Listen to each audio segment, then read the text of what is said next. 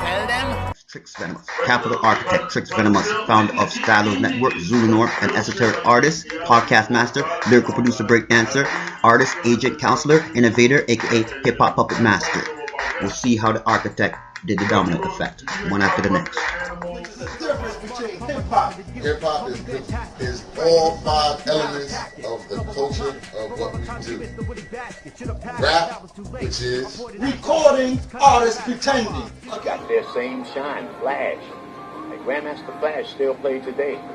Still be talked about in interviews. I never heard him mention Mario. Africa Bambata still do his thing. Sometime I might hear him mention Mario every now and then, but it ain't like he's supposed to. Kool Herc was a friend to Mario. He talked to Mario all the time. I watched him. I was a young guy. They told me about this person, and they told me about that historical event. They told me about these things build empires, these things bring structure. When you go to a Shaolin temple, they tell you about the ancients. The Bruce Lee told you about Yip Man. You know, if you don't do that, then you cannot become more stronger, because you become stronger, the more, it's like when you're building something, the more accurate. He used to go like this. I'm the best, ain't nobody can beat me. I'm a 10th degree red belt. I'm a grandmaster. And this is like part of hip hop that people don't remember. Wu-Tang Clan keeps this tradition alive today. Why are they so into Shaolin? Why are they so into? Because this was the first thing we were in hip hop. This was the beginning. I need to say that for you to understand the cultural significance of how our culture came to be. Bruce Lee and his attitude, his character, is what hip hop was trying to mimic. He used to go like this. I'm the best, ain't nobody can beat me. Yo, why he come out yo? Listen to me. Boom, back. It was a drive, like back in Africa when they played the drums. Boom, boom. Or at Pentecostal church when they banged the tambourine. Or the reverend started singing and the gospel started moving, the feet started snapping, the hands started clapping, and the spirit starts to move through that church. That's a living power that's in you from God. That they want suppressed because it's a dangerous power. It's a avenging spirit. It's a powerful 9 living spirits move through you. You understand? This ninja started.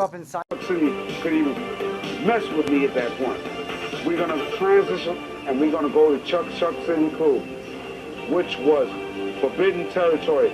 Mario was from Bronxdale. Bronx River did not get along with Bronxdale. Couldn't cross those boundaries. My career was at stake. You know what? I was going to risk it and take the chance.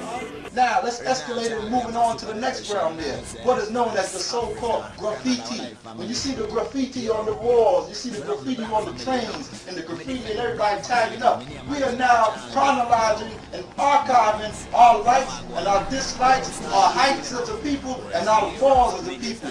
Okay, this is now chronologizing and putting history, our story, on the walls of all of the society. Okay, but they have it bastardized and have it masqueraded that graffiti is negativity. And graffiti, same thing that the ancients have done back in the days, the hieroglyphics. They told the story on the wall through the writings, which is what we are doing now with so-called graffiti, aerosol art, whatever you choose to call it. So we are not doing anything more than what our forefathers and ancestors have put before us and gave us to do.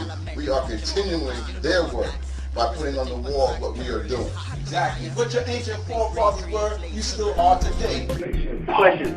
From back in the day, way back in the day, when you guys first came up with hip-hop, did you have the concept that it was going to be with Planet Rock? When you said Planet Rock, did you already know it was going to rock with Planet? Because that's what I got out of it. Well, we definitely was trying to break something down that gets to mainly the Black Latino community.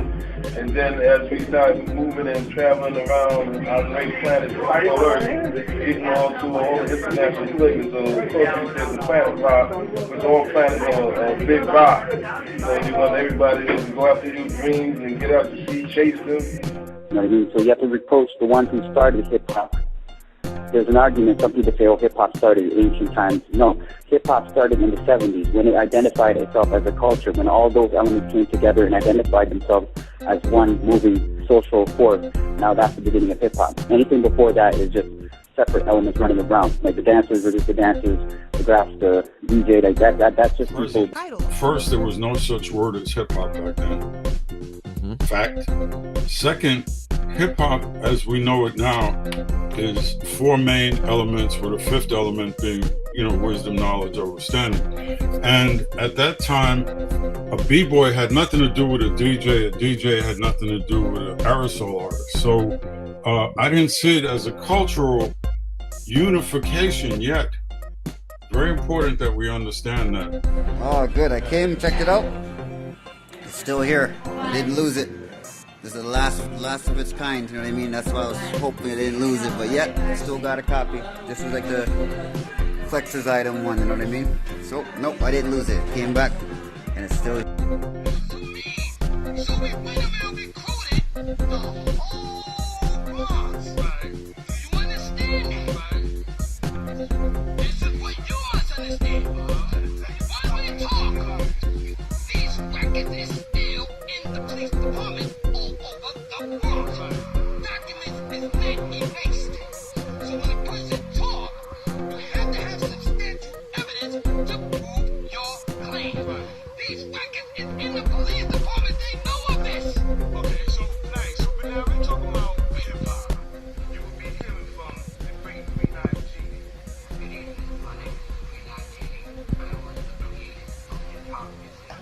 Down before us.